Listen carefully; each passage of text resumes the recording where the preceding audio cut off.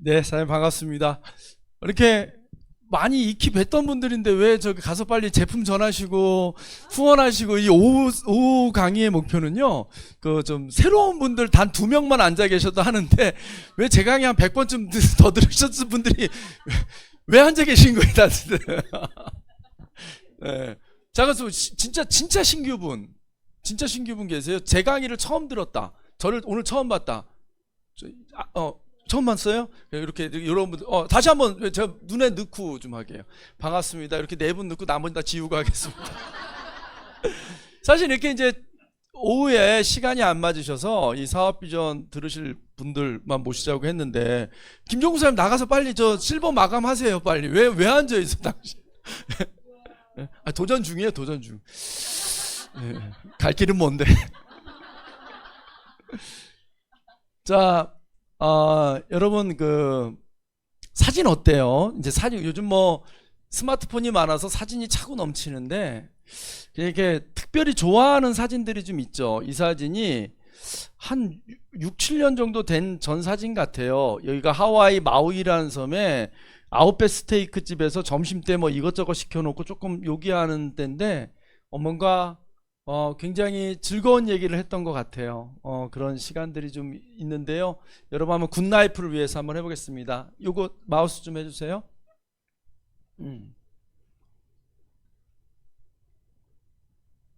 됐나요? 네, 감사합니다.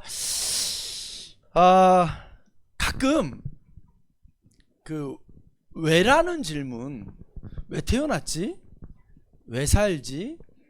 뭐 이런 거, 왜 먹지? 뭐 그 왜라는 질문을 좀 하고 그 목적지를 잊어버리지 않고 살면 여러 가지 좋은 점이 있는 것 같아요. 일단 목적지가 명확하면 좀 덜 지치는 것 같고요. 그리고 그 목적지를 이해하고 나면 목적지에 거의 다 왔구나라는 안도도 있어서 힘을 더 낼 수도 있고요. 근데 결국에는 우리 삶의 마지막 목표는 모든 살아있는 것들은 다 행복이라는 목표로 사는 것 같아요. 불행해지려고 사는 생명체는 없죠. 그래서 그 평화롭고 행복하셨으면 좋겠고요. 제가 여러분과 오늘 오후에 나누는 이 시간조차도 메나테크라는 회사를 뭐 대한민국 1등 네트워크 회사로 만들거나 뭐 이런 게 아니라 여러분 한 분 한 분이 남은 삶은 다 달라요. 남은 삶은 다 시간이 다릅니다. 하지만 남은 그 삶이 행복했으면 좋겠다. 거기에 도움되는 도구의 하나로서 메나테크가 어떤 도구로 쓸 수 있는지 설명드리고자 합니다. 사진 하나만 봐도 그렇잖아요. 이렇게 아름다운 해변에 가끔 지금 요즘에 강원도에 계속 우리 메나테크 붐이 일어나서 곧잘 지금 강원도 강릉이나 속초를 가고 있는데 참 좋은 동네 같아요. 여윳돈 있으면 작은 집 하나 어디 사놓고 싶어서 생각도 드는데요. 이렇게 좋은 바닷가에서 이렇게 여유로운 시간 즐기실 수 있는 우리가 됐으면 좋겠습니다. 행복에 있어서 가장 중요한 요소는 자유함인 것 같아요. 자유함. 그래서 내가 원하는 시간에, 지금 여러분 이제 원해서 여기 앉아 계시는데 원하는 일을 하면서 원하는 사람들과 함께 행복하셨으면 좋겠습니다.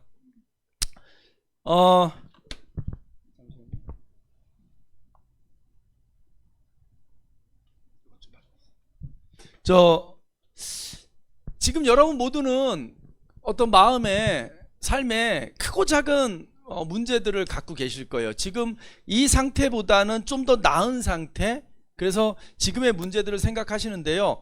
우리가 겪고 있는 삶의 문제들 중에 과거에 하도 못 먹고 못 입고 그렇게 살다 보니까 잘 먹고 잘 살자라는 슬로건이 있었어요. 그걸 영어로 웰빙이라 그랬어요. 그래서 수많은 뭐 먹방송, 지금도 뭐 인간 본성에 충실한 대부분의 방송들이 뭐 여행 방송도 결국엔 먹는 건데, 그런데 결국에 나중에 그건 어느 정도 해결이 되다 보니까 그로 인해서 나오는 문제가 뭐냐면 인간답게 죽지 못하는 거죠. 요즘 전 세계적으로요, 뭐라 그러죠? 스스로 목숨을 끊는 거, 자살 말고 안락사. 그 안락사의 이슈가 굉장히 많이 부각되고 있어요. 사실 생명을 스스로 끊는 거 옳지 않죠. 옳지 않은데 그 사람이 겪고 있는 육체적 고통과 통증과 어떤 인간적인 모멸감이나 뭐 이런 걸 따졌을 때 스스로 좀 그런 선택권도 있어야 되지 않을 할 정도로 뭐가 문제냐면 잘 죽어지질 못해요. 근데 그게 다 이게 먹거리에 온 거죠. 그래서 이게 사회적 이슈가 됐는데, 이제 또 최근에 등장한 건 뭐냐면 평생 현역인 거죠. 여기 이 자리에 우리 굉장히 젊은 세대들도 이렇게 앉아 있는데, 앞으로 수십 년의 경력을 쌓아야 돼. 수십 년이 뭐예요? 경력, 이 청년들 이렇게 보니까. 근데 여기 한 인생을 오래 사셔가지고, 예를 들어 우리 저 장군님 같은 경우에는 육군사관학교 청년, 여러분들 나이 때 육군사관학교 나오셔서 최전방에서 막 장교 생활도 하시고, 군대 갔다 왔어요? 그래서 별이 뭔지 모르지. 군대에서 이렇게 별이 2개씩이나 있으면 정말. 그렇게 은퇴하셔서 연금도 2만원 부족한 500만원이라 그러시더라고요. 2만원 부족한. 예. 왜 사관학교까지 그냥 군생활이 아니라 사관학교 출신 장교들은 사관학교 4년도 근무연수에 들어가기 때문에 그 연금이 훨씬 높습니다. 그분이 뭐가 아쉽다고 이렇게 저 멀리 경기도 이천에서 산넘고 물 건너 여기까지 이렇게 오시냐라는 거죠. 제가 우리 저 김대현 장군님이라는 분 통해서 저분 친구들을 여러 번 만났습니다. 그날 만난 별만 12개예요. 별을 헤아리니까. 솔직히 말씀드릴게요. 그냥 동네 노인들이에요. 그냥 동네 노인. 그냥 걸어다니면 그 사람이 과거에 여러분 별이 2개면요, 움직일 수 있는 군인이 2만 명씩 정도로 움직여요. 내 한마디에 2만 명이 이리 가고 저리 가고 하는 거예요. 그러니까 요즘에 하도 뭐 이게 내란 사태 때문에 뭐 별 3개, 4개짜리 다 똥별들. 그 별의 그 위치가요, 정말 어마무시한 거예요. 전쟁 때는요, 그냥 권총으로 쏴 죽여도 돼요. 말 안 듣는 부하를, 명령 불복종이. 막 그 정도의 어마어마한 책임과 철학이 있는 그런 대단한 일을 하셨던 분들인데, 그런 분들이 퇴임하고 나니까 그냥 동네 할아버지인 거예요. 자기들끼리 모여서 별 8개, 2개씩 4분 모여서 국밥 먹고 가는 거죠. 근데 우리 김대현 장군님은 그런 삶을 살지 않는 거예요. 지금도 회의가 있으면 들어오고, 8월 달에 SO 미팅도 도전하시고, 지금도 끊임없이 사람들에게 글리코를 얘기하시고 초대하시고, 또 오늘은 또 무슨 저희끼리 무슨 재미난다고 타로 공부하자고, 제가 여기 교회 다니시면 죄송해요, 타로가 뭐 미신은 아니에요. 그게 재미난 옛날 하투페 뽑듯이 이렇게 뽑아보는 거예요, 심심하게. 이렇게 말을 꺼내놨으니까 부연 설명을 해야 되겠네. 제가 미신을 믿는 사람은 아니고요. 이런 게 있어요. 옛날에 그 선비들이요, 선비들의 마지막 공부가 뭔지 아세요? 주역이에요. 주역. 그것까지 통달해야 선비예요. 근데 그 주역을 하는 것 중에 하나가 이렇게 그 나뭇가지 같은 거 뽑는 건데, 그걸 산통이라. 산통. 우리 산통 깨지마 그러죠. 산통. 그 산통이 그 산통이에요. 아침에 딱 선비가 옷을 딱 입고 하루 일과를 시작하기 전에 오늘 자기의 기의 흐름과 운의 흐름을 뽑아보는 거예요. 이렇게 딱 보고, 오늘 나쁜 괴가 떴어. 그럼 오늘 말을 좀 조심해야 되겠다.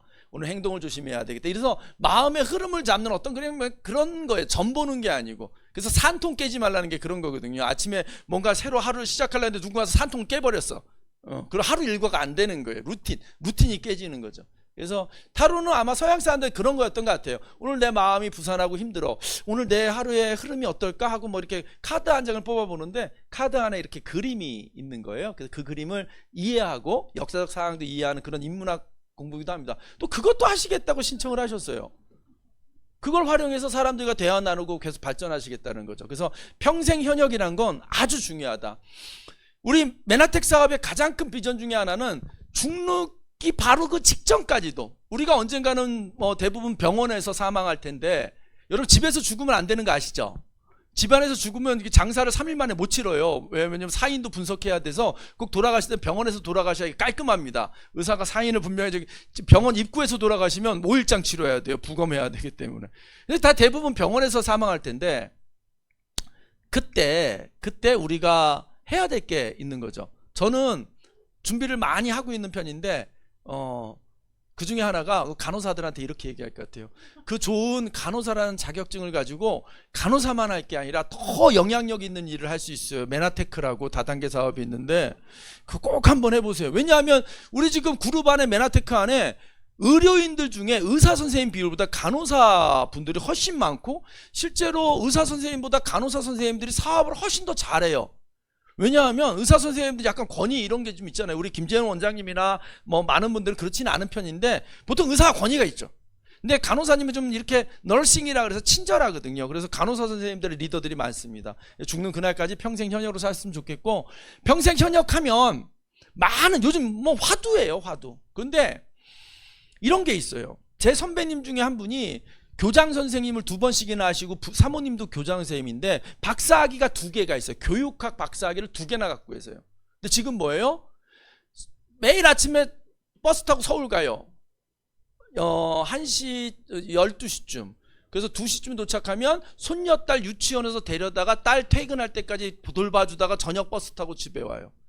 그분이 박사학위 2번 딸 때까지, 그리고 교장 선생님에서 그렇게 수많은 기간 경험하고 했던 게 퇴임하거나 써먹는다 못 써먹는다? 못 써먹어요. 그러니까 기술로 따지면 거기서 끝난 거예요. 근데 지금 우리는 여기서 여러분이 앞으로 메나테크를 통해서 배우게 될 기술은요, 제가 아까도 얘기했지만 우리가 죽어가는 병실 안에서도 써먹을 수 있는 기술이에요. 간호사님, 의사 선생님, 이렇게 얘기할 수 있는. 그래서 여러분 평생 배우는 기술이다, 이렇게 이해하셨으면 좋겠고, 미국에서 우리가 그 가장 좋은 컴퓨터는 보험회사에 있어요. 왜냐하면 보험이라는 상품은 통계를 가지고 상품을 만들기 때문에 가장 좋아야 돼요. 그 미국의 보험 통계국에서 미국의 100만 장자를 조사해 봤을 때 그 중에 20%가 네트워크 마케팅 사업가라는 거예요. 여러분 요즘 한참 뜨거운 게 뭐냐면 미국이 막 트럼프가 막 코인 어쩌고 저쩌고 그러죠. 이 중에 그 미국에서 그 트럼프가 코인 갖고 장난치는 거, 그런 거를 우리가 공부를 안 하면 뭐가 돌아가는지 몰라요. 그렇다고 여러분 코인 막 하라는 거 아니에요. 근데 잘 한번 생각해 보세요. 지금 비트코인이 이제 올해 막 한 2억까지 갈 것 같은데, 그게 정확히 10년 전만 해도 200만 원이었어요. 근데 그 전에는 몇백 원이었어요.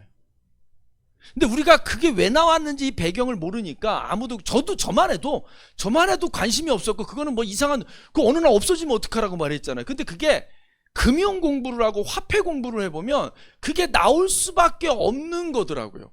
지금 책을 역으로 거꾸로 보니, 지금 이제 그 비트코인이라는 실체도 없는 그게 지금 2억이 간다고 하는 걸 보고 역으로 정리된 책을 보니 이미 그 전에 그럴 수밖에 없는 흐름이 있더라고요. 그래서 우리는 그럴 수밖에 없는 흐름에 가서 서 있으면 돼요. 근데 그게 공부가 필요한 거죠. 이 네트워크 마케팅은 그런 것 같아요. 그래서 그 외에 부동산이나 금융은 돈이 있어야 하는 거고요. 여러분, 우리가 소비자로서 존재할 거냐, 소비자로서 존재할 거냐, 아니면 공급하는 주체로 존재할 거냐, 우리가 어떤 위치에 있냐. 여러분, 똑같은 책을 읽어도요, 내가 그냥 읽는 사람으로 읽는 게 아니라 내가 읽어서 이걸 내일 발표를 해야 돼, 그러면 책을 읽는 게 달라지거든요. 누워서 읽다가 앉아서 노트 펴놓고 정리하면서 읽어요. 그러니까 똑같은 책 한 권을 읽어도, 똑같은 정보를 봐도 이게 내 삶으로 적용되는 일이라고 생각하고 들으면 좀 달리 보이는 거죠. 그러니까 이런 거예요. 여러분이 메나테크 제품 드시면 굉장히 많습니다. 근데 그 중에 이걸 사업까지 연결시키는 사람들은 10%도 안 돼요. 이유가 뭘까요? 먹으면서도 시장성을 못 보는 거예요. 어떻게 이걸 먹고 18년, 20년 가까이 먹었던 혈압이 정상이 되고 의사는 평생 먹어야 된다는데 왜 이런 일이 벌어지지? 그럼 궁금해야 돼요. 여기 뭔가 있나 보다. 여기 뭔가 기회가 있나 보다. 저도 통풍 환자로서 이거 만났잖아요. 100kg 몸 갖고 만난 거예요. 그래서 살이 빠졌다는 이유로 무조건 한 게 아니라 살이 빠지면서 놀라운 건 힘이 더 안 들어.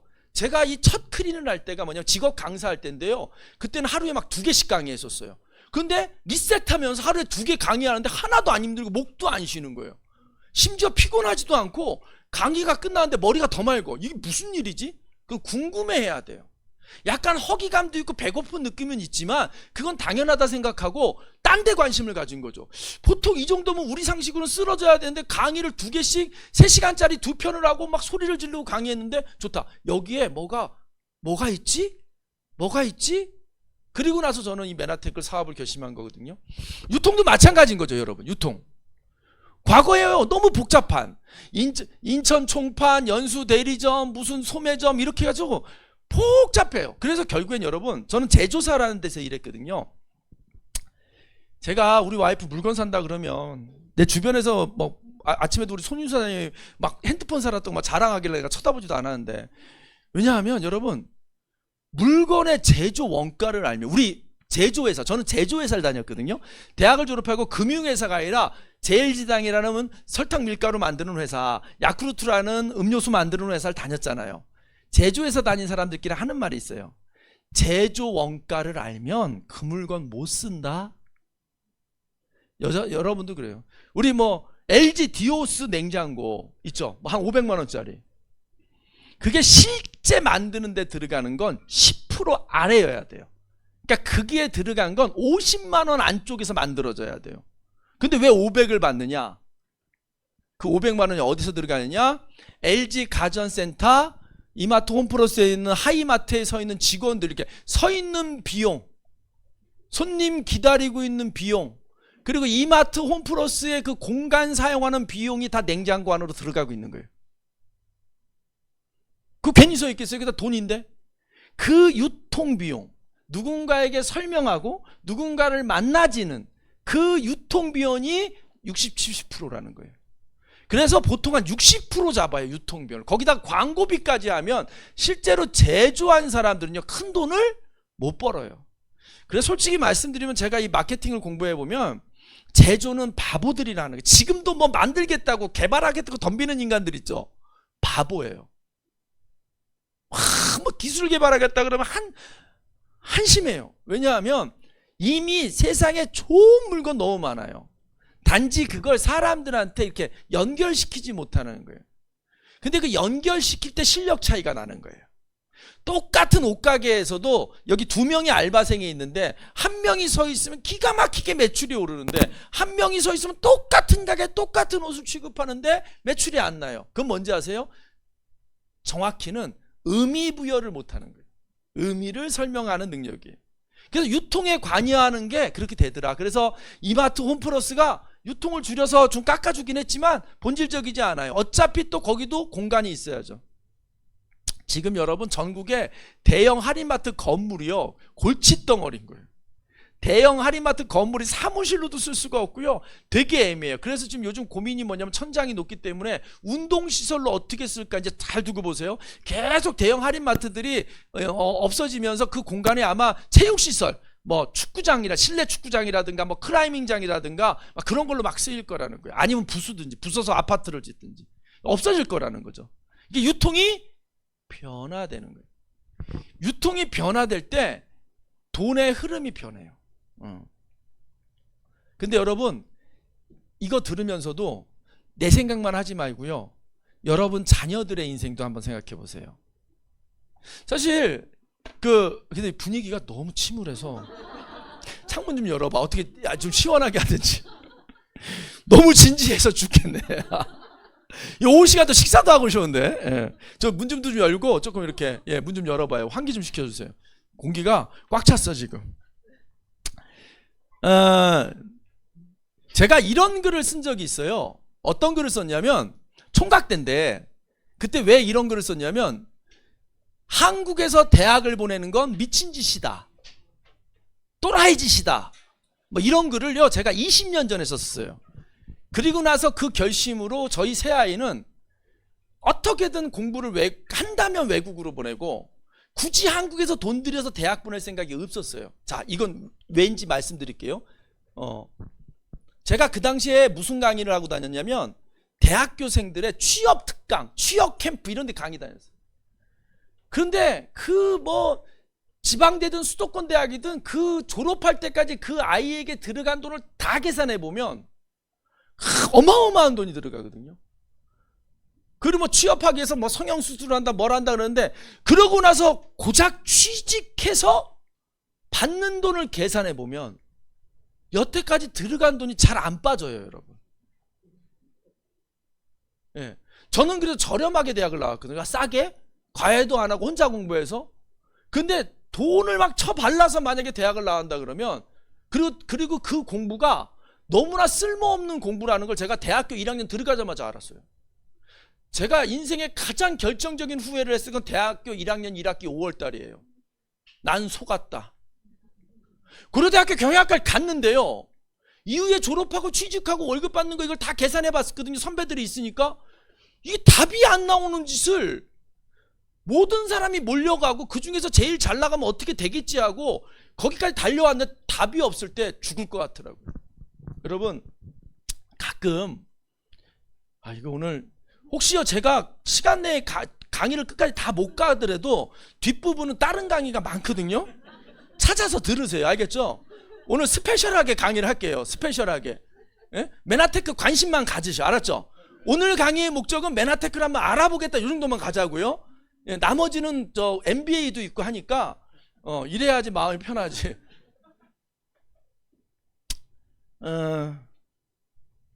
여러분 그 사는 얘기 좀 할게요.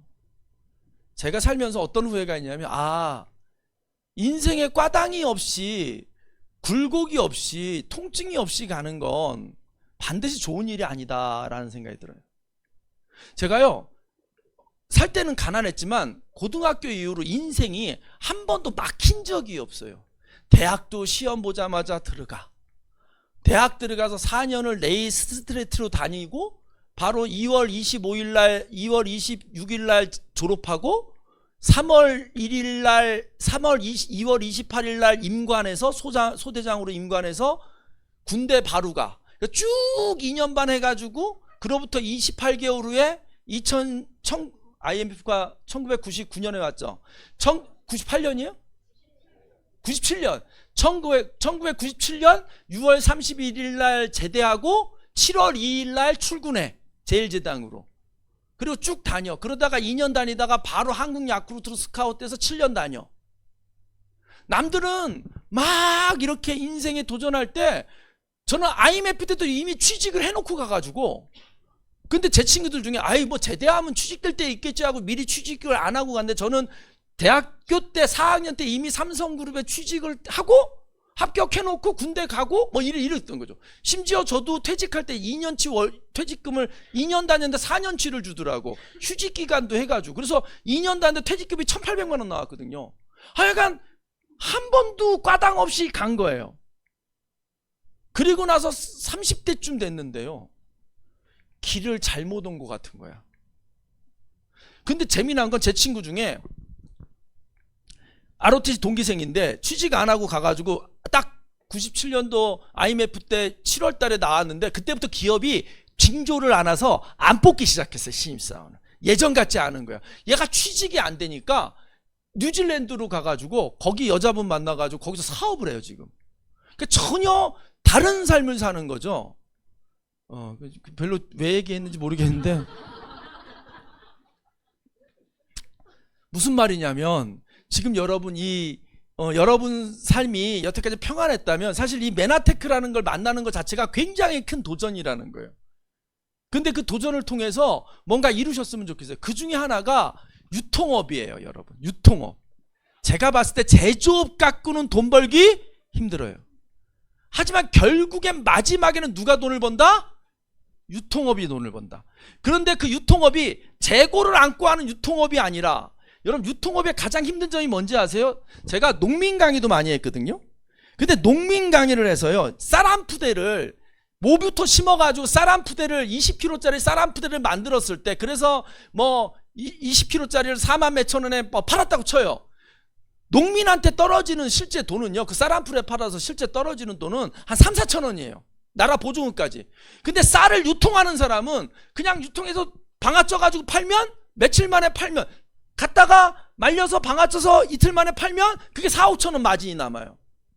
결국에 돈은 어디 숨어 있다? 유통에 숨어 있어요.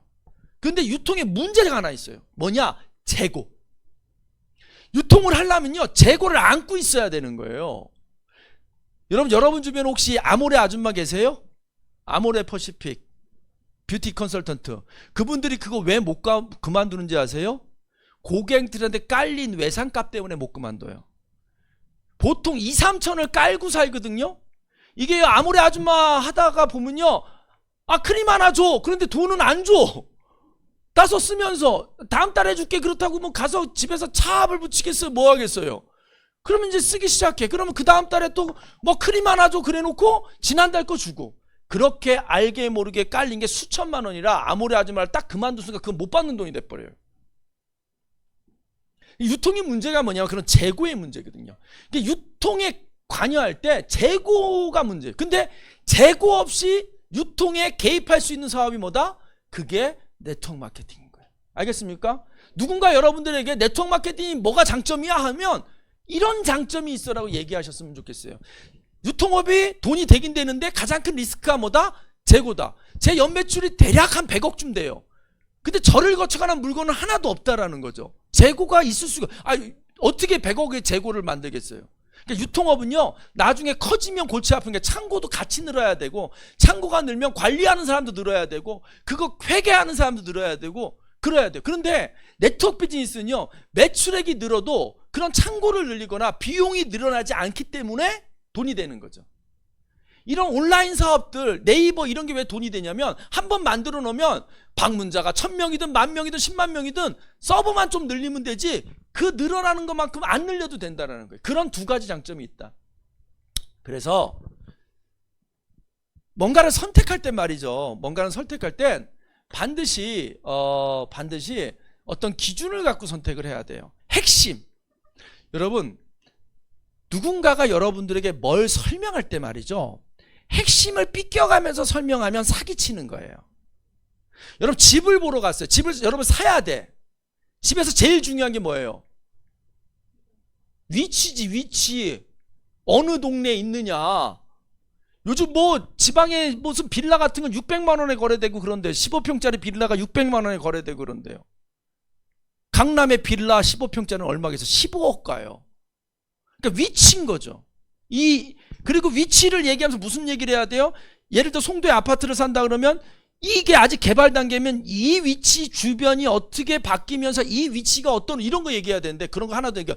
이 집이 마감재를 비싼 거 썼잖아. 보일러 귀뚜라미 있었잖아.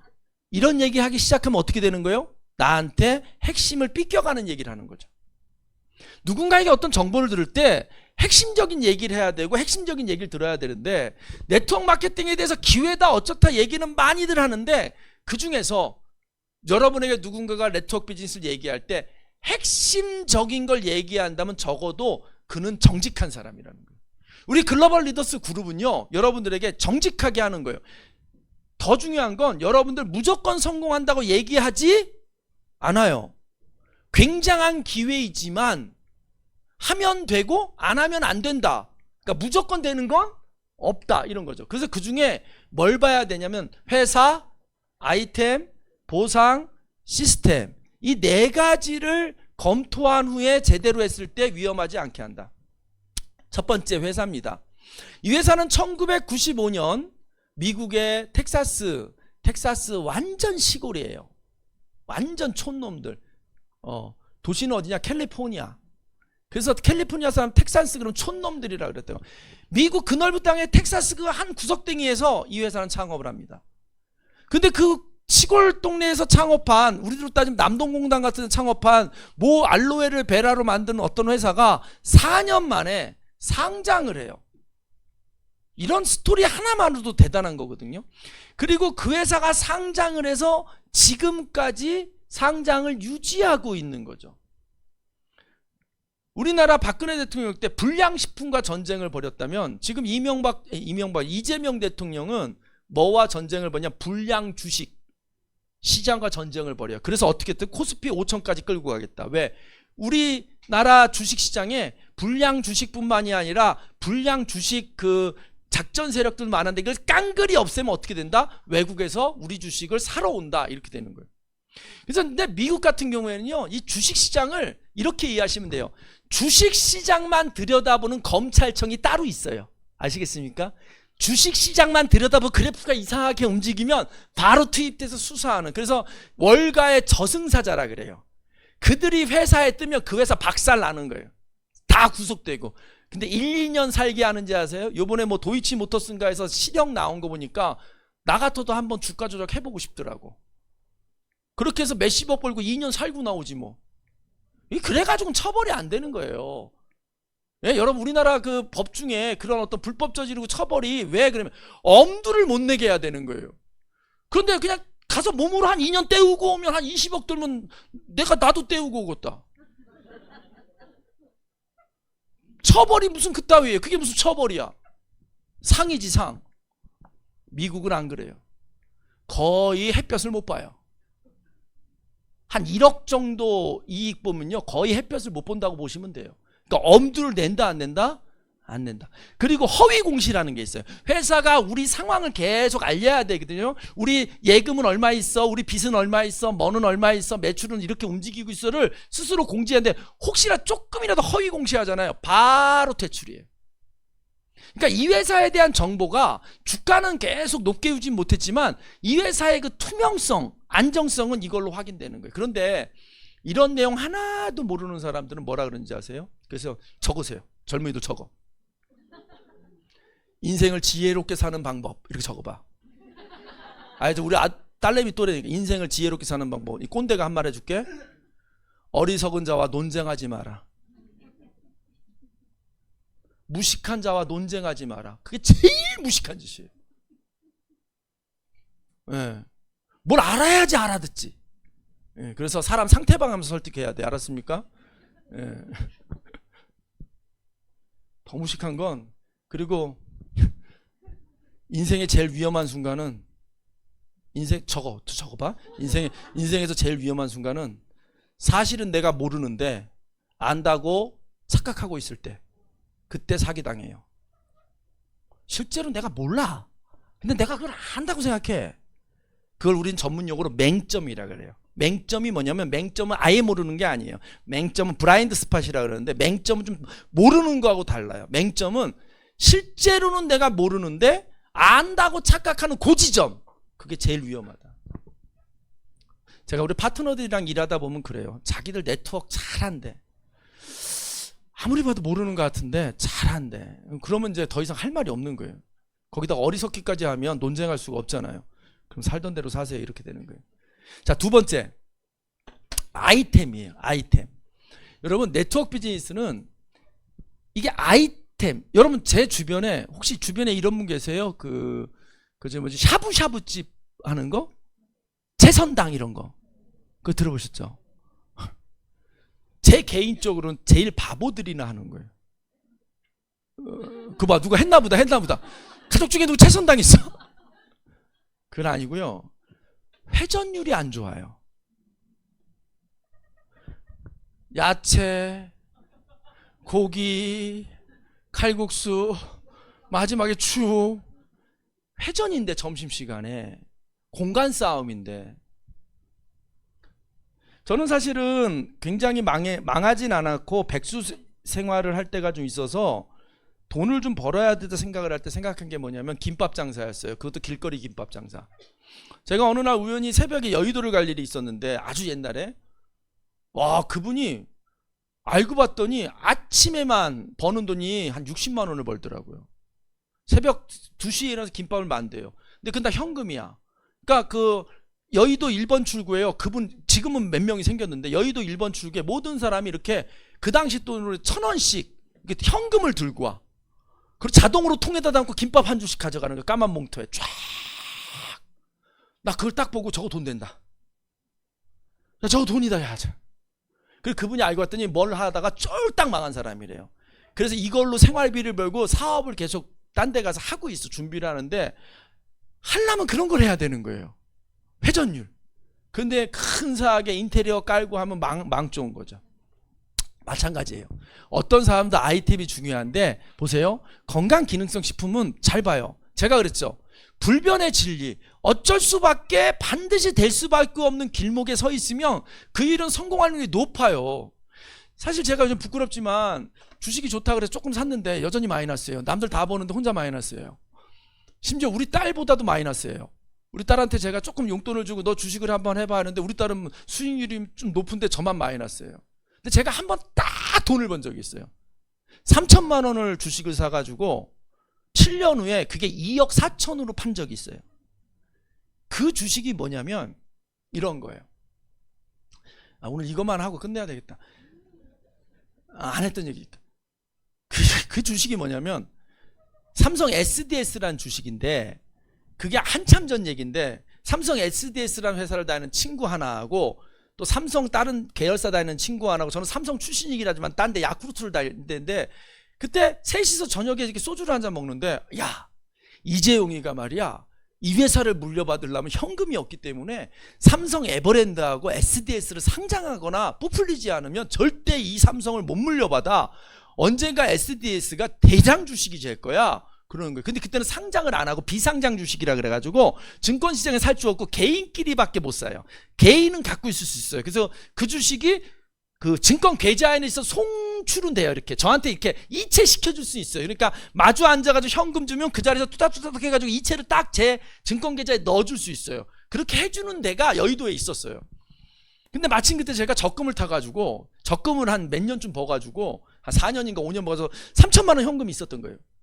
그래서 그냥 미친 척하고요 사놓은 거죠. 근데 그걸 사란 놈도 안 샀고 옆에다 같이 들은 놈도 안 샀고 저만 샀어요. 그리고 잊어먹는데 계속 나쁜 정보가 나오는 거예요. 계속 SDS는 절대 상장하지 않습니다. 이건희 나와서 절대 상장하지 않습니다. 이명박 대통령 막 등장해서 야, 이명박 때니까 어떻게 상장할래나, 그때 막 법적으로 문제가 됐었거든요. 막 기대하고 있는데 또 절대 상장 안 합니다. 근데 어떤 일이 벌어졌냐면 이건희가 갑자기 쓰러져요. 사실은 그때 이건희는 사망했어요. 우리가 다 아는 얘기야. 근데 이거 꽂아놓고 6개월인가 7개월을 살려놓은 거죠. 상속 플랜을 하기 위해서. 이게 의학적으로 그래서 엠브라스 탔다 안 탔다? 알아야 돼. 여러분, 부자는 잘 죽지도 못해요. 만약에 엠브라스 탔는데 그자 심정지 따가 죽자, 그럼 사망 처리 내려야 될 거 아니야. 아, 몰랐구나. 이런 거 몰라요? 세상엔 다 이게 괜히 있는 게 아니에요. 관용차 타고 삼성병원으로 들어갔잖아요. 삼성병원 의사들과 사망진단 내려야 되는데 중간에 어떤 거 나왔냐면 말도 안 되는 기사가 나온 거야. 삼성 선수 누가 홈런을 쳤는데 이건희가 벌떡 일어서 박수를 쳤다는 얘기.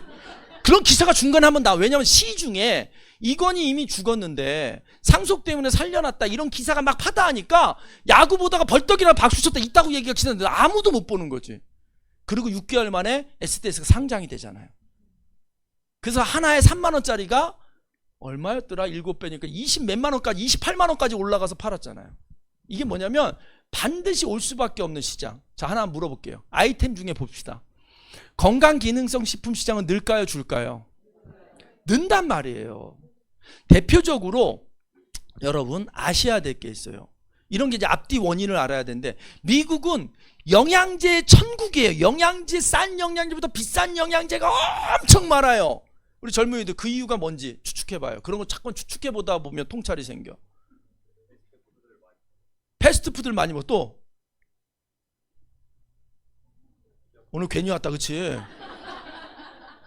우리 아들들 같아서 그래. 우리 딸내미랑 동갑들 된 거죠. 뭐냐면 의료비가 비싸서. 미국은 의료 파산이라 그러잖아요. 병 잘못 걸리면 그냥 집 쫄딱 망하는 거예요. 그러니까 그 긴장감 때문에 영양제라도 먹어서 영양을 지키자, 이렇게 돼서 영양제 시장이 커진 거예요. 여러분 아셔야 돼요. 하나 더 힌트 드릴까요? 우리나라가 지금 의료보험 재정이 거의 수년 전까지는 남았어요. 조금 지금 적자나고 있거든요. 그럼 나라가 의료보험료를 올리는 방법도 있어요. 그런데 그건 막 저항이 심하잖아요. 어떤 방법을 쓸까요? 국민이 안 아프게 하는 방법으로 가는 거예요. 그래서 이렇게 의료보험 재정이 한계에 온 나라는 뭐예요? 국민들을 건강하게 만들고 병원 안 와도 되는 쪽으로 몰아가는 거죠. 지금 이 전혀 딴 얘기인데 큰일 났네 오늘. 20분밖에 안 남았는데 굉장히 고민이네. 봐봐요. 네. 네. 그 얘기하면 되게 긴데. 민영화를 하고 싶은 데가 있죠. 누가 하고 싶을까요? 지금 보험회사들이 민영화를 하고 싶은데 국가가 막고 있는 거예요. 그 의료보험 민영화의 첫 단추가 뭔지 아세요? 영리병원이라는 거예요. 그 영리병원이라는 걸 송도에 세우고 싶은데 근데 그게 하나 꽂히는 순간 물고가 튈까봐 못하는 건데 하면 안 돼요. 그게 되는 순간 이제 병원은 갈라지는 거죠. 삼성생명 보험만 받는 병원이야. 국민건강보험은 보험을 안 받아줘, 치료 안 해줘 하는 병원이 이제 갈라지기 시작하는 거죠. 그래서 우리나라 의료보험 체계 다 무너질 거라는 거예요. 거기까지 가면 안 되는데. 그러니까 이런 국가의 정책들이요, 다 이면에 보면 돈이 있어요. 제가 언젠가 자주 얘기하죠. 이해가 안 되면 뒤쪽에 둘 중에 하나다. 불륜 아니면 돈이다. 지금 특검 돌아가는 거죠. 특검. 막 나라가 온통 특검이잖아요. 그 마지막에 뭐가 있어요? 돈이 있어요. 돈이. 뭐 불륜이 있을지 모르겠는데 불륜 빼놓고 결국엔 돈이에요. 결국엔. 그래서 그런 얘기인데, 하여간 봐요. 필연적으로 영양제 시장은 올 거라는 거예요. 그러면 필연적으로 휴지, 치약, 칫솔 시장은 커질까요? 돈이 안 돼요. 그리고 중요한 건 여러분, 누군가에게 세제를 하나 바꿔 쓰게 하거나 누군가에게 영양제 하나를 바꿔 먹게 하거나는 노력은 비슷해요. 근데 단가가 다른 거지. 우리 식당에서 뭐 따져요? 객단가라 그러잖아. 객단가. 손님 하나당 먹고 나가는 가격. 그런 것처럼 이 객단가가 낮은 건 아무리 노력해도 안 된다. 그리고 두 번째, 대체가 쉬워요. 애터미 물티슈 좋다고 엄청 하더라고. 그렇다고 그거 떨어졌다고 애터미 물티슈를 기다리지 않아요. 왜냐하면 길 가다가 그 교회 오세요 하는 물티슈만 우리 집에 이만큼 있거든요. 꼭 애터미 물티슈를 기다리겠어요? 안 그렇게 된다. 그런데 내가 평생 고민하던 건데 이 메나테크 영양제를 먹고 내 고민하던 귀중한 뭐 몸이 고쳐졌어. 그럼 못 바꾸는 거예요. 그러면 안착이 되고, 돈은 적어, 청년들 적어, 너희들 적어. 돈은 단골에서 번다예요. 첫 거래 때는 돈을 못 벌어요. 왜냐? 첫 거래가 이루어지기 위해서 내가 들어간 돈이 있거든. 근데 그 첫 거래가 끝나고 나서 두 번째 거래부터는 다 마진인 거지. 근데 매번 갈아쳐지면 못 사는 거예요. 그래서 아이템이 건강식품 쪽으로 해야 된다라는 거예요. 이 시장은 커질 거니까. 그래서 우리가 아까 낮 시간에 들으신 내용이 뭐예요? 낮 시간에 들으신 내용이, 저는요 14년 전에 이 안에 너 있다는 들어봤어. 너 세포에 털 있다는 처음 들어봐. 청년들 들어봤어? 생물 시간에, 고등학교 생물 시간에 세포에 털 있다는 말 들어봤어? 공부 안 하게 생겼어. 원래 생물 2에서 나와서 생물 1에 뭔만 배우면 몰라. 생물 2에 세포에 털 있는 게 나온다고. 근데 14년 전에 내가 배울 때는 의사들도 몰랐어요. 생물과를 나온 사람도 들어본 것 같아요, 이 정도였어요. 제가 14년 전에 이 세포에 털 있다는 얘기를 듣고 어떤 생각이 들냐면, 이거 돈이 좀 되겠는데? 이런 생각이 들었어요. 뭐라고 적냐면, 성공은 정보의 격차, 이렇게 적어놔요. 정보의 차이가 돈의 차이를 만들거든. 저는요 정확히는 고려대학교 무역학과를 나왔어요. 경영학과를 나오지 않았어요. 근데 무역학과가 제가 졸업하는 해 없어져 버리고 저 서창 캠퍼스에만 있어서 제가 그냥 경영학과 나왔다 이렇게 퉁쳐버려요. 안 그러면 또 서창 캠퍼스 나온 줄 알고 사람들이 그러더라고. 왜냐면 고려대학교 본교에는 어느 날도 내가 무역학과 나왔더니까 고려대학교는 무역학과가 없는데요 그러는 거예요. 95년도 제 졸업하는 해 과가 없어졌어요. 승질 나죠 진짜. 내 과가 왜 없어졌는지 아세요? 정보의 격차가 없어져서 무역이 의미가 없어진 거예요. 그 전에 무역이라는 건 뭐예요? 이 사람들은 모르지만 우리 어렸을 때 바나나요 부잣집 아들만 먹었어요. 생일날 어쩌다 하나 먹었어요. 필리핀, 태국에서 그지들이나 원숭이가 먹는지 몰랐다고. 원래 부자들만 먹는 과일인지 알았어요. 그러니까 그냥 태국에서 그거 바나나 갖다가 한국에다 갖다 팔면 떼돈 번 거예요. 정보의 격차. 근데 지금 그런 정보의 격차가 없어지다 보니까 무역이라는 게 존재하지 않는 거죠. 그러니까 고려대학교에서 무역학과라는 과를 폐지시킨 거예요. 왜? 무역학과라는 타이틀을 보고 들어오는 애들이 없으니까. 이게 정보의 격차. 근데 내가 이때 정보의 격차를 한 거예요. 세포에 털이 있다는 건 진실이고 이것이 어마어마한 일을 하는데 이것이 작동이 잘 되면 이것은 큰 부가가치를 내겠다는 생각을, 내가 14년 전에 이 다단계 사업을 만나서 사업을 결심하게 된 계기는 이 독보적인 아이템이에요. 물론 이 아이템만 갖고는 성공할 수 없어요. 이 아이템이 잘 구현될 수 있고 돈으로 환산될 수 있고 돈으로 만들어 쓰는 시스템이 있어야 되는데 그건 그 다음 문제인데 아이템만은 오케이 이렇게 된 거예요. 그래서 지금 여기 있는 질병들, 이게 다 질병인데 치료약이 한 가지도 없다니까요. 단 한 가지도 치료약이 없어요. 모든 치료는 몸이 하는 것뿐이에요. 단지 우리가 알고 있는 약들은 몸이 스스로 치료하는 동안 조금 덜 아파서 견딜 수 있게 덜 힘들게 하는 것뿐이지 본질적인 치료를 하는 건 1도 없어요. 만약에 여기 의학 박사랑 저랑 앉아서 그 사람이 치료한다고 얘기한다면 그건 짱구예요. 왜냐하면 진실은 뭐냐면 몸은 몸이 고치지 약이 고치지 못해요. 그 말을 누가 했는지 아세요? 의사들이 신으로 섬기는 의사의 신 히포크라테스가 한 말이 있단 말이에요. 그걸 부인할 수 없어요. 근데 그 이후로 세포털과 관련된 것들이 계속 매력적이니까 연구하는 거예요.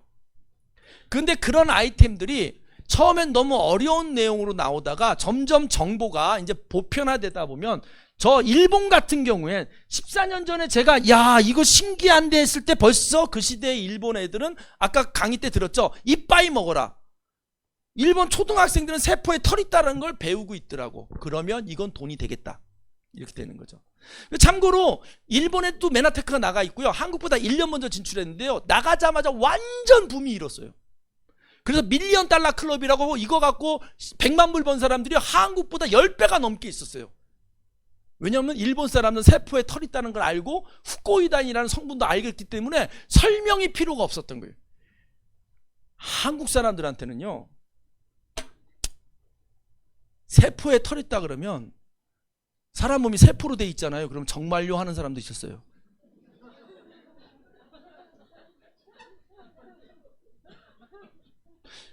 제가 생전 안 왔던 얘기 오늘 해야 되겠습니다. 저는 귀한 시간 내가지고 제 일반 강의에서 못 들었던 얘기 해드릴게요. 야쿠르트라는 회사가 1972년도, 1971년 한국 야쿠르트가 1971년도 창업을 합니다.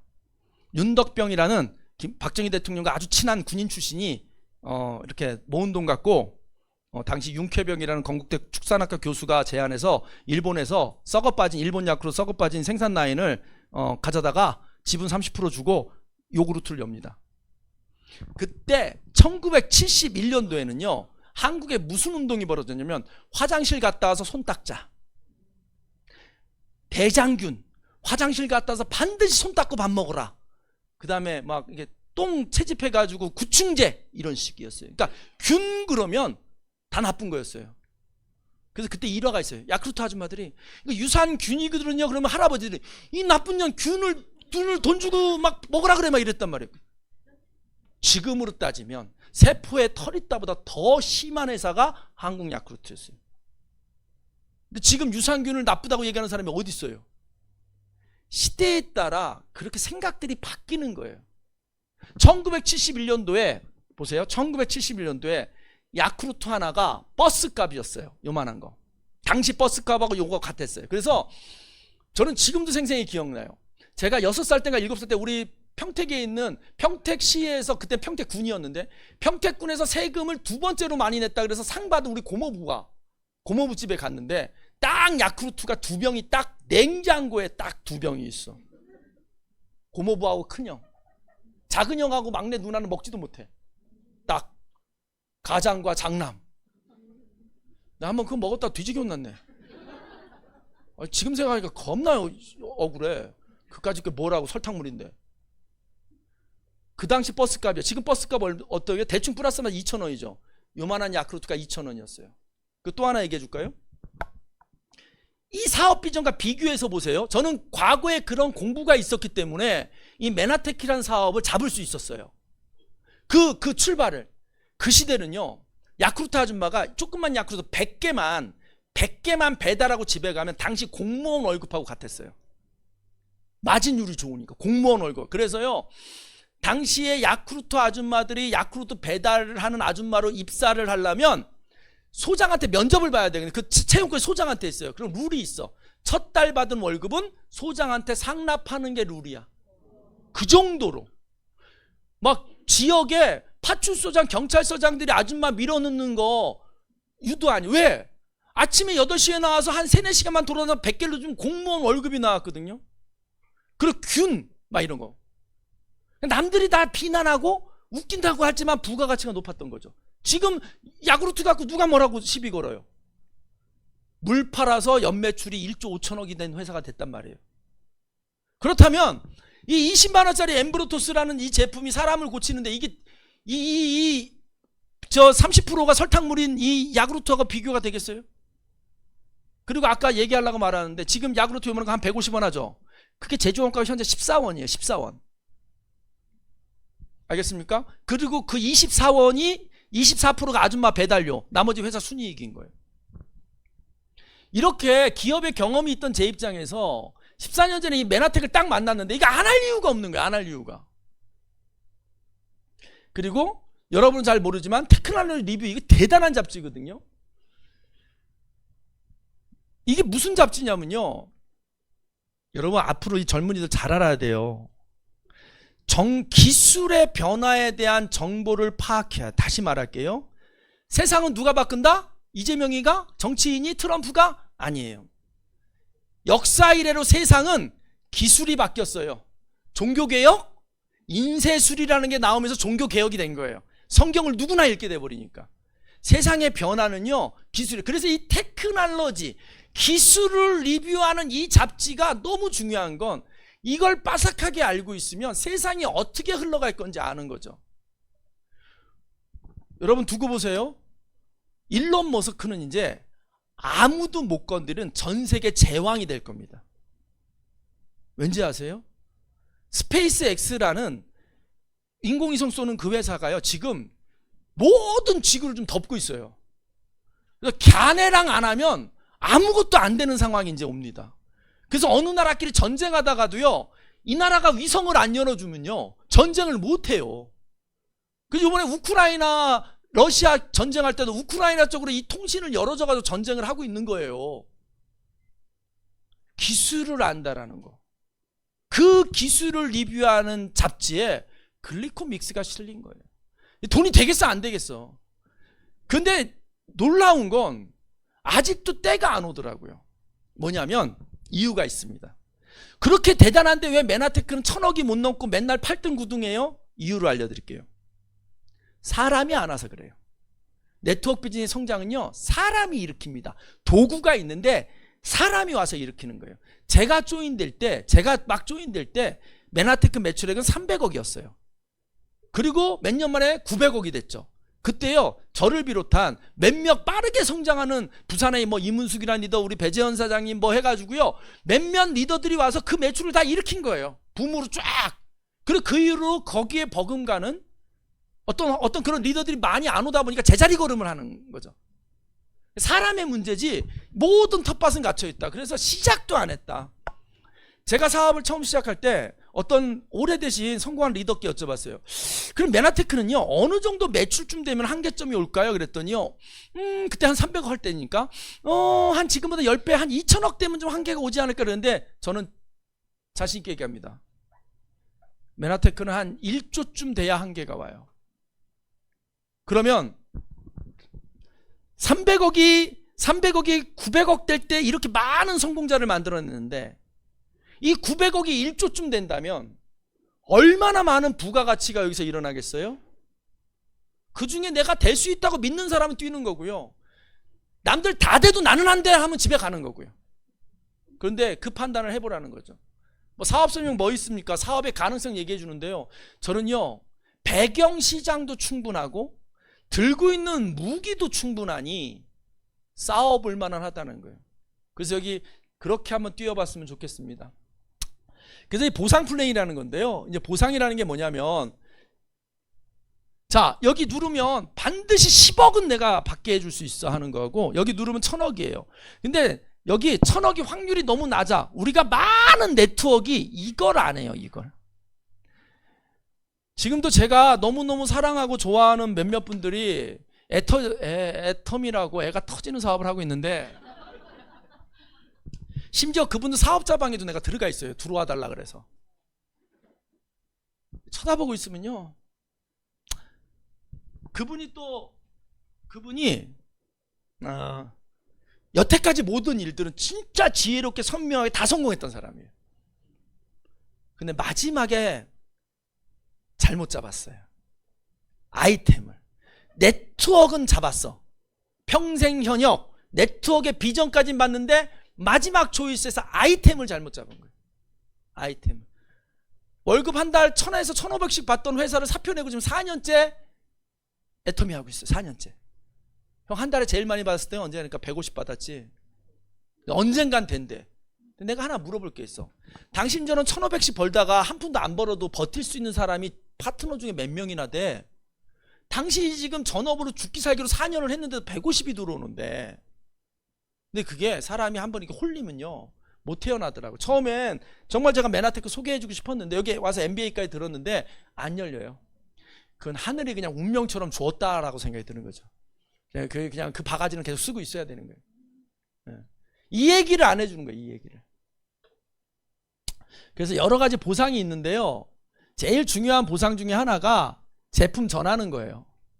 스마트 구독이라고 해서, 스마트 보상이라고 해서 딴 거 없습니다, 여러분. 우리 다 기존 사업이니까 솔직히 얘기를 할게요. 여러분, 이게 파는 사업은 아닌데요, 어느 정도 전달은 해야 돼요. 그게 밭을 가는 거거든요. 지금 우리 기존 사업자들에게 말씀드릴게요. 여러분, 결국에는 그 탑 클래스 리더들, 오래 유지하고 있는 리더들 특징이 뭔지 아십니까? 개인 고객이 여전히 많아요. 개인 고객이 많다는 건 두 가지 뜻입니다. 계속 명단이 개척되고 있다는 거. 왜냐면 개인 고객도 떨어지거든요. PPD인 저도요, 고객이 어느 정도 먹다 떨어져요. 그러니까 한번 고객 때문에 평생 죽을 때까지 가는 거 아닙니다. 아무리 관리해도 떨어져요. 하지만 고객이 떨어질 때 저는 고객을 채워나가니까 일정 고객이 있는 거예요. 그리고 그 일정 고객 안에서 이 사업을 하는 사람이 나오는 거죠. 그래서 고객이 많다라는 건 뭐냐면 계속 고객이 개척되고 있다. 두 번째, 고객을 잘 관리해주고 있다. 그러다 보니까 월 매출 나의 내 고객으로 80만원 100만원 일으키는 건 유도 아니어야 되는데 그게 판다라는 개념이 아니니까요. 거기서 밭을 갈아야 되는 거예요. 밭을 가는 거. 그래서 내 고객을 나로부터 먹게 되면 한 4명한테 전화해가지고 이분들이 80만원씩 먹게 되면 나는 30만원이 들어오는 거고, 그 30만원이 들어오는데 그러면 나도 굉장히 싸게 먹는 거 아니에요. 그럼 이 친구가 나도 한번 그렇게 해보겠다고 마음 먹고 그렇게 하게 된다면 나는 플러스 마이너스 100만원을 버는 거고, 한 120만원 버는 거고, 이게 한 단계만 더 내려가면 대기업 사원의 연봉을 받아요. 제가 아까 대학교 1학년 때 야 이거 길 잘못 들었다 생각한 게, 제가 그 당시에 졸업해서 취직한 형들을 가끔 찾으러 만나러 갔어요. 삼성 다니는 형, 은행 다니는 형 만나서 연봉을 물어봤다고. 연봉을 물어봤는데 이게 답이 안 나오는 거예요.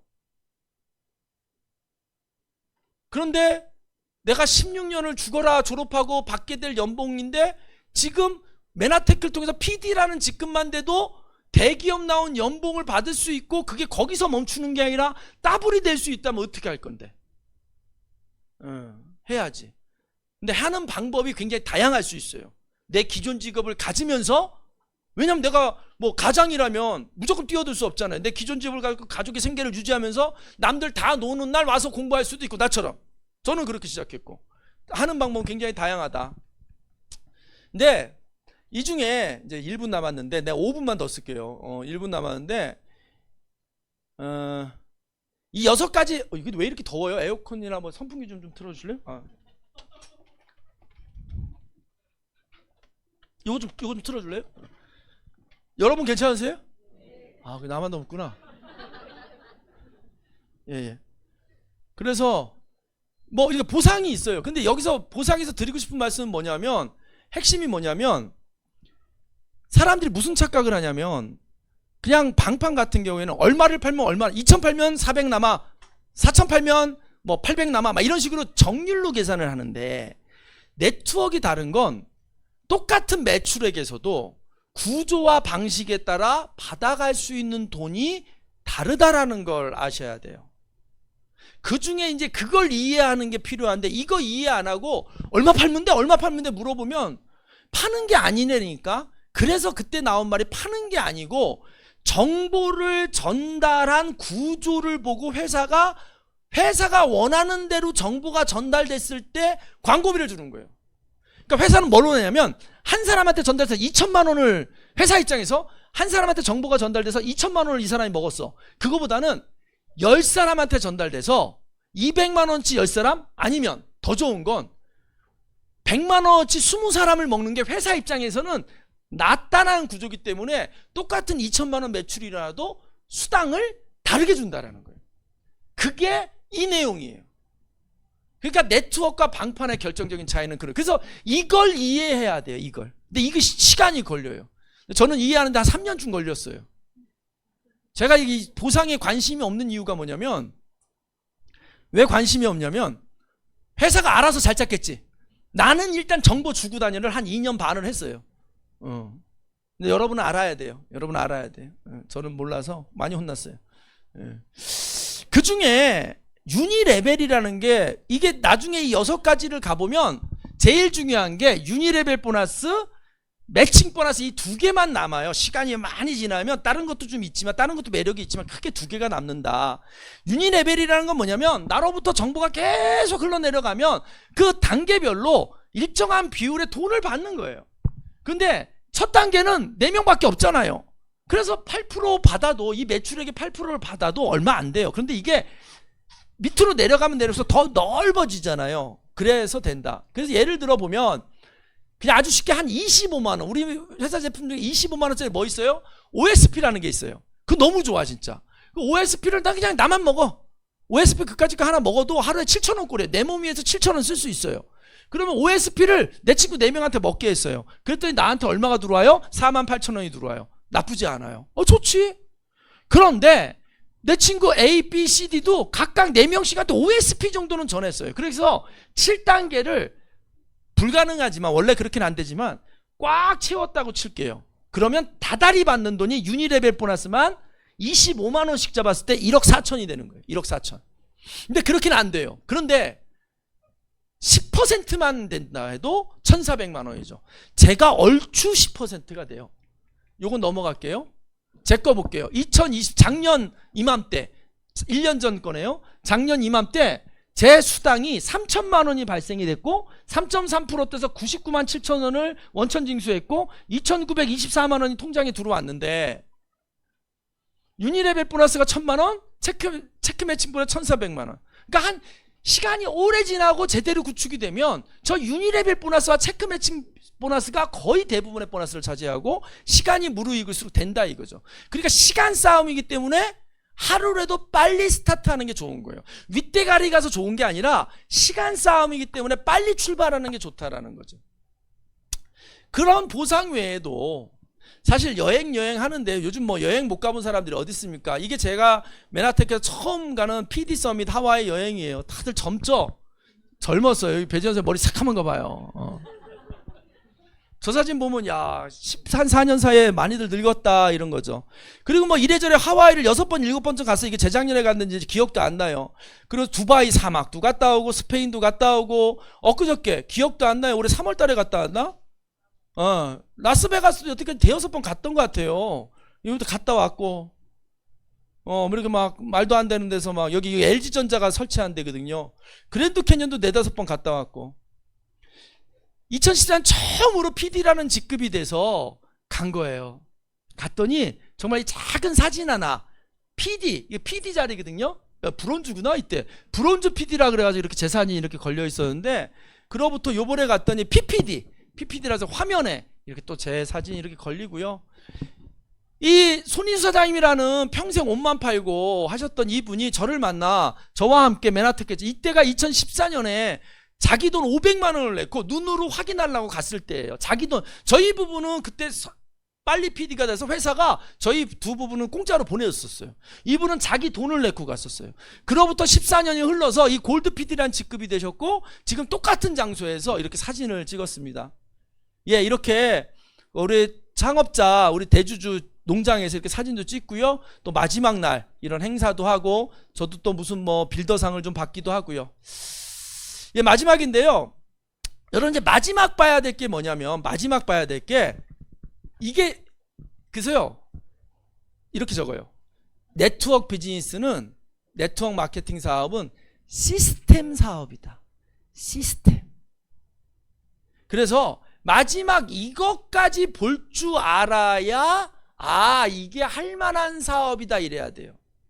근데 회사를 고르고 선택하는 데 있어서 애터미가 지금 전 세계 매출이 얼마고 2조고 곧 1등 되고 이 얘기하고 앉아서는 바보인 거예요. 그건 회사가 부자인 거고, 당신이 이 회사를 선택할 이유는 아닌 거예요. 여러분들이 어떤 네트워크를 선택할 때 선택해야 될 가장 중요한 이유 중에 하나는 뭐냐 하면 나를 교육시켜줄 평범한 나를 광고를 잘하는 사람으로 만들어줄 수 있는 교육과 강의가 충분히 많냐를 확인해야 돼요. 근데 그걸 확인하는 제일 좋은 방법이 뭐예요? 직접 들어보는 거예요. 그래서 오늘 같은 날도 사업 설명회를 들어보고 있는 거고요. 여기서 조금 관심 있으면 패스트 트랙이라고 해서 MBA라는 걸 들어보는 거고요. 조금 더 관심 있으면 MBS라는 트레이닝을 들어보는 거고요. 마지막 고PD 세미나까지 올해 8월 달에는 없어요. 9월 달에 있으니까 이것까지 들어보고 결정하시라는 거예요. 사람들에게 제가 얘기할 때 막 얘기하니까 막 빨리 결정하게 하려고 하거든요. 다른 네트워크는요, 빨리 결정하게 하는 방법이 뭔지 아세요? 카드를 뺏으면 돼요. 카드를 뺏어서 긁으면 사람 마음이 빨리 결정됩니다. 이해돼요? 사람 마음이 빨리 결정된다고. 미성년자 있어 내가 안 하는데 내가 머릿속에 딴 생각이 떠올랐는데 웃으면 내가 뭔 말 하려는지 아는 거야. 그냥 카드 뺏어가지고 제품 200~300만 원 그거 버리면 억지 추냐고로 끌려 나와요. 왜? 집에 물건이 쌓여 있으니까 팔아야 되니까. 그러면 어떻게 팔아야 되나 이렇게 되는데 우리는 그런 방법 안 쓴다라는 거예요. 우리는 완전히 충분히 여러분이 먹고 싶은 마음이 들 때까지 설명할 거고요. 그렇게 스스로 해야 된다는 거예요. 그런데 그 중에 하나 고PD 세미나는 꼭 와봐라. 제가 직업 강사하면서 돈 받는 강의로 돈을 직접 받고 하는 강의를 2000번 넘게 했지만 이런 데가 있을까? 대부분이 긍정의 마인드를 갖고 지금보다 나은 나의 미래 모습을 꿈꾸면서 뭔가 발전하겠다고 단순히 돈만 벌겠다가 아니라 정말 발전하고 성장하고 한 인격으로 훌륭해지겠다고 그렇게 도전하는 그 열정의 장소, 그리고 서로서로를 시기하지 않고 응원해주고 박수 쳐주는 거, 이런 거 적어봐. 진짜 친구는 슬픔을 나누는 친구가 아니라 기쁨을 나누는 친구다. 두고 보라고. 내가 50을 살아봤더니 내가 잘못한 게 하나 있었어. 기쁨을 나눈다는 게 무슨 말이냐면 내 기쁨을, 자기 기쁨만 기뻐해 주는 사람 있죠. 그런 사람 세상에 부모 빼놓고 없더라고요. 그런데 이 메나테크 네트워크에서는요, 그 부모 말고 사업적인 부모, 누구? 스폰서가 있더라고. 전 그걸 너무 감동받았어요. 저 사촌 형제가 엄청 많거든요. 그 중에 한 명도 이 사업을 안 해요. 그리고 이 사업을 권하고 싶은 마음조차도 저도 없어요. 그들은 멀리서 이런 얘기예요. 희성이 너니까 성공했지. 웃기고 있네. 그렇지 않아요. 내가 니네들한테 이 사업을 알릴 생각이 없어. 정말 하나도 안 기뻐해요. 여러분 잘 보세요. 여러분 가슴에 손을 얹고 내 친형제가 겁나 부자될 때 진짜 기뻤을까? 아닐걸요. 그래서 진짜 친구는 언제냐면 내 기쁨을 진짜 같이 기뻐해 주는 사람이. 왜냐하면 누군가 슬픔 속에는 묘한 나의 안도가 있거든. 친구 아버지 돌아가셨어. 가서 문상하면서 우리 아버지는 살아있는데 아유 다행. 그런데 여기 오면 남의 기쁨을 같이 기뻐해 주는 인간들을 봐요. 그래서 너무 멋진 행사다 이렇게 합니다. 저도 여러분들 같이 이 졸업장을 받았고요. 2012년 8월 12일 날 이 수료증을 받아서 여태까지 이 수료증 한자로 28억을 벌었습니다. 그 시간 동안 그때 막 시작할 때 제가 PD 되는 달에, 그 다음 달에 우리 아들이 태어났어요. 그 달인가? 태어나고 다음 달에 PD가 됐나 봅니다. 그래서 이 PD 될 때 이 아들이 이렇게 계속 커서 그 중간에 하와이도 데려가고 같이 이렇게, 지금은 이제 저 아들이, 오늘 제가 글에도 썼지만 저 아들이 이제 누나들보다 키가 더 커졌어요. 그리고 자녀들이 배우고 싶은 건 넉넉히 다 저희 새끼들입니다. 저걸 왜 돈 내고 하는지 모르겠는데 하여간 돈이 되게 많이 들어가요. 집에서 하지, 집에서 벽 타지 막 저걸 돈 내고 타요. 신발도 비싼 거 사고 막 그런 거예요. 그래서 이런 겁니다. 자, 마무리 짓겠습니다. 제가 다 설명드렸고요. 여러분들 아까 앞단에 거의 드릴 말씀 다 드렸어요. 뭐냐면 세상이요, 시간이 지나면 지날수록 점점 살기가 수월해질까요? 어려워질까요? 네, 어려워져요. 이상하잖아요. 세상이 발전하고 편리해지고 운전사 없어도 차가 막 돌아다니고 막 달 나라도 가고 그러면 살기가 더 수월해져야 되는데 왜 어려워질까요? 거기엔 이유가 있습니다. 인간의 본성, 인간의 욕심, 탐욕, 남들보다 더 잘 살고 싶은 그런 욕망, 그걸 부추겨서 돌아가는 사회가 자본주의 사회고, 그런 걸 참고 사회라는 거 안에서 같이 잘 살자 하자는 게 사회주의고, 근데 우리나라 같은 경우는 특별히 이 자본주의 중에서도 저 끝에 와 있어요. 다른 나라 자본주의의 시작인 영국, 유럽이란 나라들은 자본주의가 거기서 출발했지만 이걸 그대로 냅뒀다간 사회가 망하게 생기고 사회가 둘로 쪼개져 가지고 또 다시 혁명 같은 그 힘든 일이 일어날 것 같으니까 중간중간 보완하는 복지체제를 했다면 우리나라는 그럴 기회를 놓쳤어요. 그래서 점점 힘들어져요. 그래서 이 젊은 친구들 보면요, 마음이 안타까워요. 제가요 91년도 대학 다닐 때만 해도요 수업을 2번만 들어가도 학점이 나왔어요. 그래서 고려대학교를 많이 못 다녔어요. 제가 수업을 다닌 거로 따지면 1년도 못 다닌 거예요. 그래도 다 취직되고 월급 받고 했어요. 지금 대학생들이요, 대학교 들어가면 또 죽어라 입시 공부해야 돼요. 살기가 더 어려워졌어요. 그런데 가끔은 젖은 행주가 있어요. 젖은 행주. 거기만 때만 잘 만나면 좀 수월하게 살 수 있어요. 그렇다고 게으르게 살라는 게 아니에요.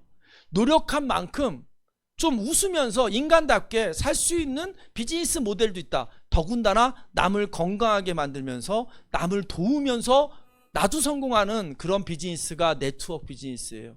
그런 의미에서 여러분, 메나테크 사업 지금 기존에 하고 계신 사장님들, 이 강의를 통해 드리고 싶은 내용이 뭐냐면 자부심 가지세요. 자부심. 정말 주변에 부동산으로 수백억 번 사람이 있고요, 룸사롱 해가지고 수십억 번 사람이 있습니다. 제 주변에 실제 있어요. 나 그 사람들 하나도 안 부러워요. 누군가를 해치고, 사실 부동산으로 돈 버는 것도 죄송한 얘기인데 이게 사회 경제에서는요 사실 좋은 현상이 아니에요. 여러분, 돈이 다 글로 가버리면 안 되는 거예요. 대표적으로 그 돈이 글로 가는 걸 못 막아가지고 쫄딱 망한 나라가 어디예요? 일본. 일본이 제품 잘 만들어가지고 전 세계 돈을 다 쓸어 모았잖아요. 자고 일어나면 건물값이 2배씩 올랐다고요.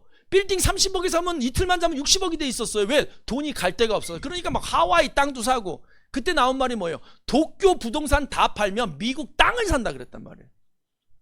근데 결론은 어떻게 됐어요? 그 거품이 다 빠져버리니까 산업이 무너지고 잃어버린 30년, 거의 25년, 30년을 지금 거의 가난뱅이로 살잖아요. 나라에는 돈이 있어요. 나라 안에는. 근데 국민이 가난한 거예요. 우리나라도 왜 이 부동산 정책을 하는지 알아요? 이런 거 알아야 돼, 청년들. 왜 갑자기 6억 제한했는지 알아요? 그 돈이 글로 가버리면요 산업을 돌릴 쪽으로 돈이 안 오는 거예요. 주식 쪽으로 돈이 와야 되거든요. 근데 그쪽이 돈이 더 잘 되는데 미쳐서 주식을 사게? 그래서 이 돈이 오게 하는 정책인 거예요. 이해됩니까? 근데 하여간 그래도 여전히 어렵더라고요. 사실 저도 고민이 커요. 이제 여기 딱 요 또래들이거든요. 요 친구들이 저희 큰 딸이고 하나 아래가 저희 작은 딸이고 한 몇 년 아래가 막내인데, 그 녀석들이 이렇게 세상에 나왔을 땐 더 힘들 거라는 거예요. 더 힘들 거래. 그래서 제가 솔직히 외람되게 정치에 관심 많이 갖는 건요, 어떤 정치를 선택해서 내가 세금 덜 내고 어떤 정치를 선택해서 우리 집 가격이 더 오르길 바라서 하는 게 아니라, 제가 정치에 관심 갖는 건 그 구조를 잘 짜야 우리 새끼들이 이제 어른이 돼서 제 나이쯤 됐을 때 너무 고통스럽게 살지 않았으면 좋겠어요. 근데 일단 우리부터 이 멋진 사업 기회가 있으니까 잘 알아보고, 여러분은 이 멋진 기회를 전하고, 그래서 우리 주변부터 좀 행복하게 사는 세상이 되면 한국이 또 행복해지지 않겠습니까?